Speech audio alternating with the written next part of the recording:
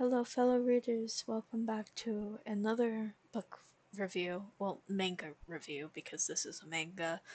And this one is called, and forgive me for mispronouncing it, it's called Qualia the Purple.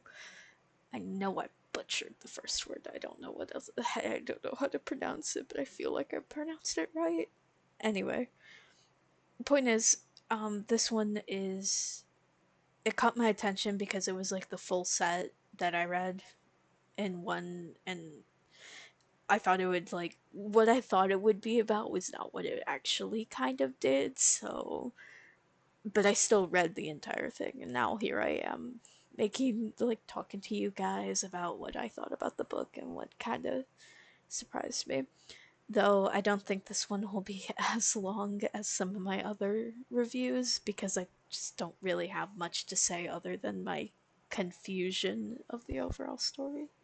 So I have my water and notes and all that, and here I go talking about it. So the story centers around two main characters. One is called Yukari, who has purple eyes, and in both like the description of the book and all throughout the book, it's noted that Yukari doesn't see humans as humans but as robots. And to a certain degree, when you get into the book, she also kind of views herself as a robot and is panicky whenever she gets into like sources of water and stuff. Like she gets panicky too because she thinks that she'll flood. But other than that, she views people as robots and like actually sees them as robots. And then the other main character, who we're in the point of view of, um, she gets a nickname, and that's what I'm gonna refer to her as. I think it's pronounced Gaku. Um, I mean, she does have her real name is like there's also her last name Manabu, I think.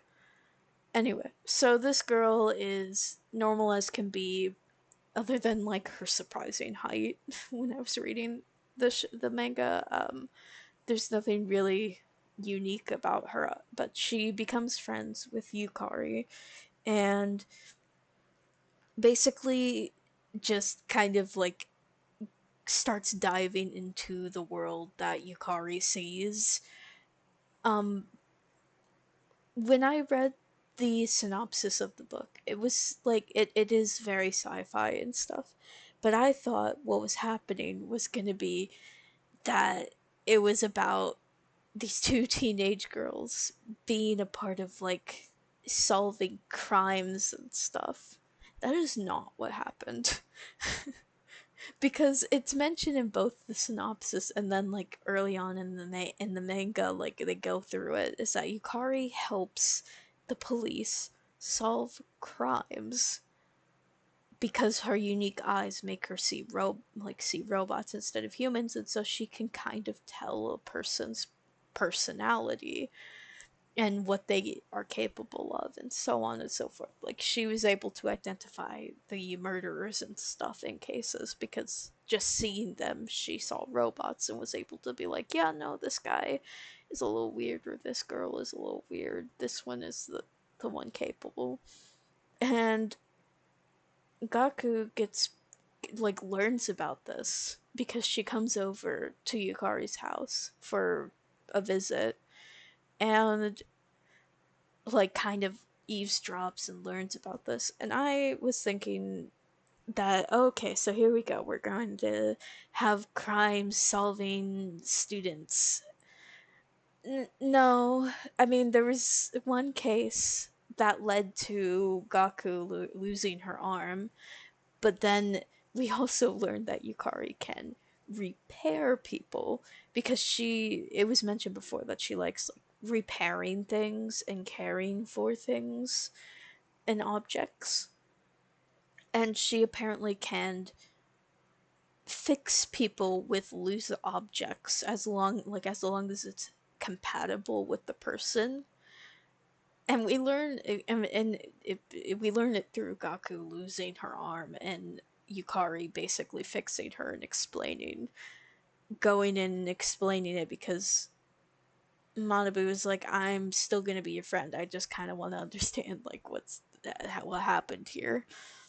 And so we learned that Yukari used to have a childhood friend that was like introduced very early on that now kind of bullies her and just very mean to her because what happened was this girl, when they were in elementary school, this girl fell from the jungle gym and was like very horribly mangled, and Yukari fixed her up with the jungle gym, and so the girl is basically part jungle gym, part human. And it was very traumatizing for the girl, so she started being mean to Yukari, even though Yukari still thought of her as a friend and stuff. Now, Gaku gets a flip phone as a new arm because what happens is, so during the story they get matching phones so that they can call and text each other, and when Gaku loses her arm, Yukari uses that flip phone to fix the arm, and so her arm is technically a phone now. Now, this is where the real story actually begins because we're in Gaku's point of view and everything's happening through this girl's point of view. So we think that, like, states that the only one who has the number is Yukari, and it's supposed to only be Yukari. But she learns that alternate versions of herself can call her. This is after the biggest like plot point happens. What happens is that there is this girl named Alice who comes to the school, and she is apparently a really smart kid herself. She can basically solve really complicated math and stuff through pictures. Like she draws pictures and then makes it into math. Now, she came to the school to recruit Yukari to this special school for geniuses like Alice and Yukari because they have special abilities basically. And what happens is that Gaku kind of is like, yeah, well maybe they could protect, because Alice is like they could protect her better and all that. So and Gaku kind of agrees and is like, yeah, I couldn't really protect her from that killer girl that cut off my arm. And so Yukari goes to the school, but what happens is that Yukari dies at the school due to unknown reasons, and it sends Gaku into like a spiraling pit of depression, and is like blaming herself because she kind of was the reason. She thinks that she's the reason why Yukari went to the school because she told Yukari that it might be better if she went to the school. So, what happens is that she starts getting calls from herself, alternate versions of herself. And she starts realizing that through these things, like the big thing is that it's this hypothetical science. This is where the manga started losing me. So she had a conversation with the childhood friend of Yukari because they kind of became friends. And basically, they had this idea, like, they talked about hypothetical science and stuff, about alternate universes and realities and things called Qualia and all that, where it's like everything is technically a hypothetical until it actually happens or confirmed. And that's where they kind of started losing me. I just chalked it up to multiple universes and just stuck with that because I just it was losing, it lost me so quickly when that conversation happened and the following rest of the manga, and it was just easier to understand when it was in the form of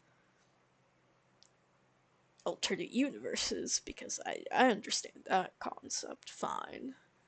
So basically, Gaku starts talking to alternate versions of herself and starts developing more powers, and basically is able to start. Basically, she's on a mission to stop Yukari's death. That's the actual main plot line of the novels. Yukari is on the mission to stop. I mean, not Yukari, but Gaku is on the mission to stop Yukari's death. So through these alternate, so it starts with like the timeline she's currently in, where she actually dies on a plane crash and then gets sent to another version of herself, and she starts realizing that, oh, I got to be more careful, and I also have to start checking things out. Like, it's going to be more complicated than I thought it would. So basically, timeline after timeline and all this, she basically sends out every version of herself on this one mission. Even admits that some of them kind of diverted from that main mission to live their lives. And some of them died young, some of them died old. Like, she's lived multiple lives trying to do this. I just got confused because it's very like there's so much metaphorical stuff, and there's so much just like theoretical and just psychological. Like, it's a very confusing read if you don't take breaks in between. And because I had to, I didn't know really, like I had to think about it for a minute, because I was like, oh gosh, okay, you just info dumped like 5 things at once. Give me a minute. It was very, I got very lost and confused. But overall, she finally gets to the point that she basically becomes like a god and this narrator type thing, cuz and but you and does save Yukari, but Yukari then is able to still hear her and is just like, hey, this is technically like, this is my life and my choices. Now, the reason how Yukari died is actually, it was because Yukari, because of her mind and all that, the people at this special school were actually evil and did not want, like, they wanted her to do stuff that she didn't want to do, and they tried everything they could until eventually they just killed her and kept her brain in a jar. And it was like a really awful thing, because they were actually doing this to like all the children, is basically just testing them and trying to use them for their own beneficial gains and all that. And so, like, all these kids were actually suffering, but they didn't realize it because they were, yeah. So Gaku then, so the thing is like, when Gaku finally becomes like this narrator god thing, right? She saves Yukari, and then but while in the hospital away from all this, Yukari is like, I know that's you, and like, how did you get like this? And Gaku explains like everything she did, every lifetime she had, and all that. And Yukari just kind of explains that it's her life and that it's not Gaku's choice if she like does certain things or did certain things, and that it's not right that what she did, which is, um I was very confused at this point and just like, yeah, okay, I mean, it makes sense. And I started realizing that overall the manga just felt like a very big uh loop of not being able to accept the loss of a loved one. And it was like it, and how it can really haunt you and make you do things you wouldn't have originally done, trying to cope with it.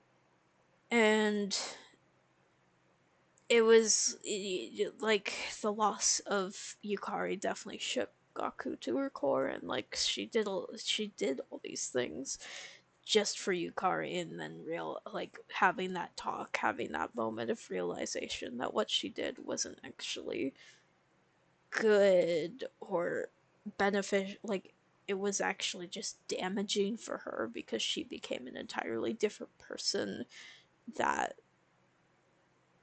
was like hurt by all of this and didn't know how else to process it other than being like lashing out. And so what happens is like she goes back to when before all of the like Yukari's death and all that, when Alice comes and basically start like breaks the phone in her hand because she decides that she's gonna live life to its fullest instead of worrying about the future and worrying about that type of stuff. And but she also goes to the Yukari of that timeline and is like admits all this stuff and about how she wants her to go but also wants her to stay, and like how but at the end of the day it's Yukari, and how even if she like she wants her to stay because of all the memories and stuff, it's ultimately Yukari's choice because it was like the Yukari of that she did save really made her remember who she was, basically. And that time, and that's how the story kind of ends with Yukari staying and Alice staying and all that, and them all being like a nice little group that stay in the high school and they're going and all that, and it kind of just ends like very open-endedly because it's like does it, what's gonna happen now, and it's like, well, it doesn't matter because just live in the present kind of thing going on, because the entire manga is about how Gaku was trying to control the future but couldn't at the same time. Overall, it was a really it was a really confusing read for me. I feel like I'm missing so much about what the manga was trying to tell, because honestly I was going in there thinking it was like a let's find the killers and be heroes, and then I'm just like, wait, what's a qualia? What's that? Multiple universes? The cat in the box? It was I was very confused and very lost constantly. And even when I did come to my interpretation of the story, which is, of course, the now like how do you move on and heal from losing a loved one after they die, I was still like, I feel like this also was missing a bunch of parts of the like the story did tell. Overall, it's just it wasn't a bad manga. It's just I was confused. And even when I finished it, I was still confused because so much happened, but with so little explanation for what happened. And I'm not even talking about some of the weird stuff that happened all throughout the novel, too. Like, there were a lot of weird parts. But all I knew was that I was confused. I enjoyed the story. I made at least my interpretation of it, and I was just kind of disappointed that it wasn't the story I thought it was. But yeah, that's like all I have to say about the novel, and not novel, but manga, and what it was about. It wasn't it wasn't a bad read.